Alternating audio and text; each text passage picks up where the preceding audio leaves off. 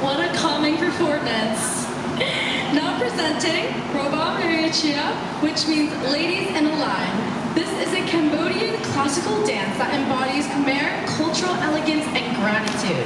The dance piece honors ancestors and teachers who preserved its beauty, showcasing young women in graceful formations that embody cultural elegance and generational pride.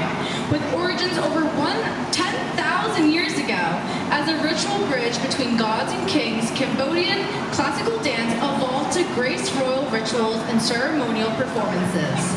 The dance's intricate movements, marked by precision, balance, and symbolic gestures, convey timeless motives like sentimental emotions, flying, and walking, reflecting the depth of Khmer artistry and heritage.